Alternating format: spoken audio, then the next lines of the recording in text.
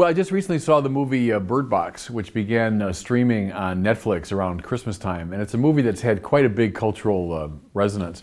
Stars Sandra Bullock and John Malkovich and others. I think, almost despite itself, it sheds quite a bit of light on our rather parlous spiritual condition today. Bullock's character is called Mallory, and we meet her in the beginning as a very gifted painter, but her paintings reveal what's true of her personality, namely that she has a very hard time connecting with people. She's pregnant as the movie begins, but it's very clear, first of all, that we don't even know who the father is. She's not living with him. She seems totally indifferent to him. More to it, she seems resolved to put the baby up for adoption once it's born. So she's, a gifted person, but a kind of disconnected person. So she goes to the hospital for a routine checkup, and as she's leaving, I think it's fair to say, all hell breaks loose. So into the town, inexplicably, have come these extremely malign spiritual forces, for want of a better term.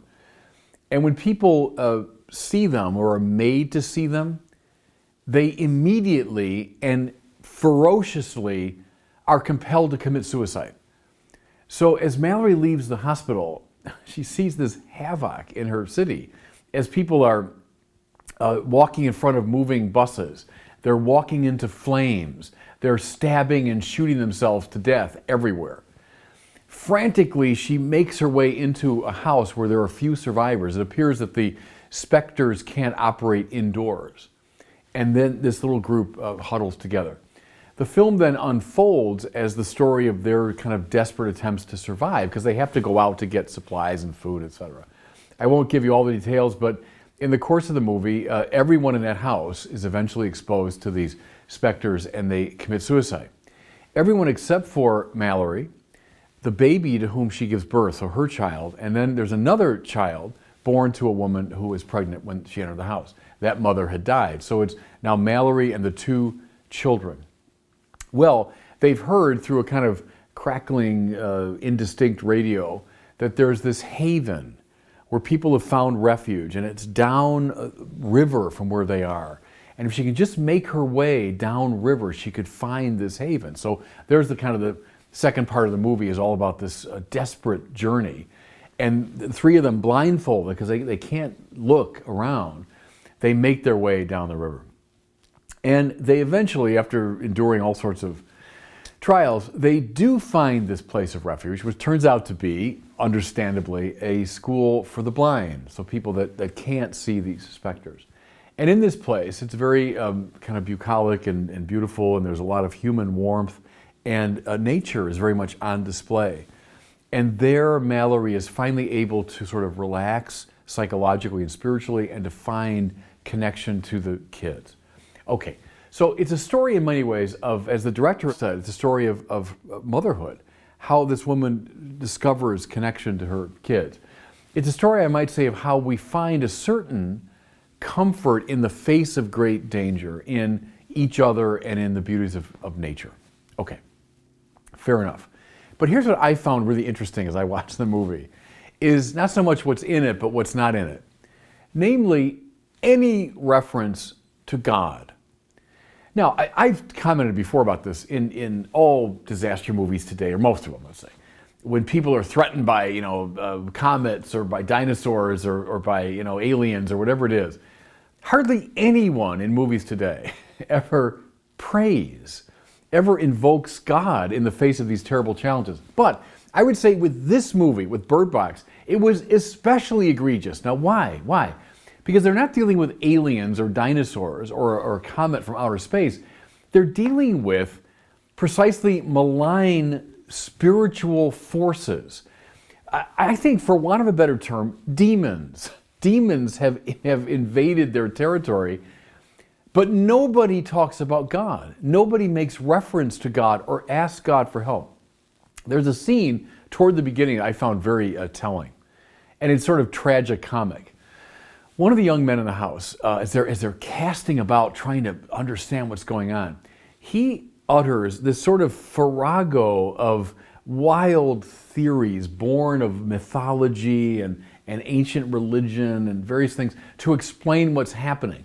They look at him with utter, kind of disbelief and confusion, and he says, "Yeah, I got it on the internet."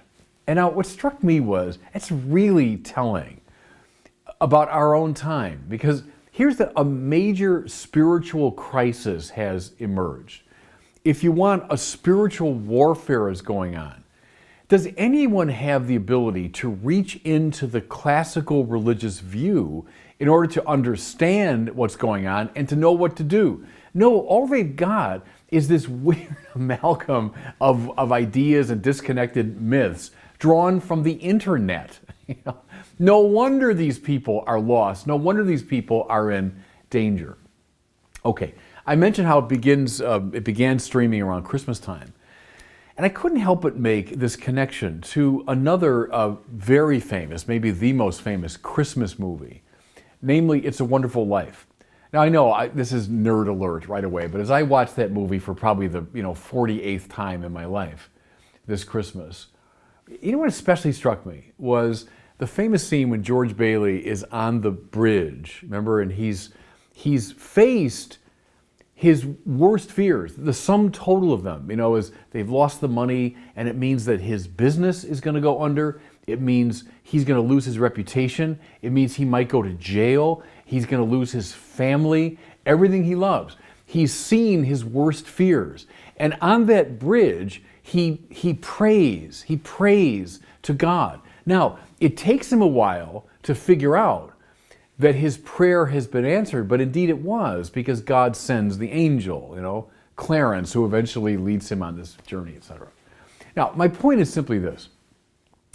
One of the characters in Bird Box says that I think what these demons are, these specters, they make you see all of your worst fears.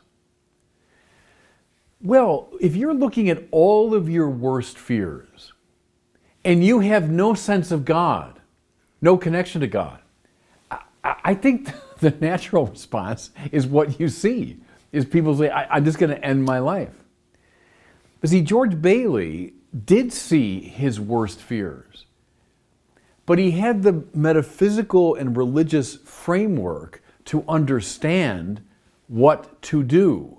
And so he prayed, and in that great act came salvation. Now, I think Bird Box is a good movie. I liked it. It's an engaging kind of taut, thriller. So I'm not bad-mouthing the movie. But I do think, if we look at the trajectory from George Bailey to Mallory and how people are dealing with real spiritual crisis, I think you're going to notice a certain devolution that's happened in our culture.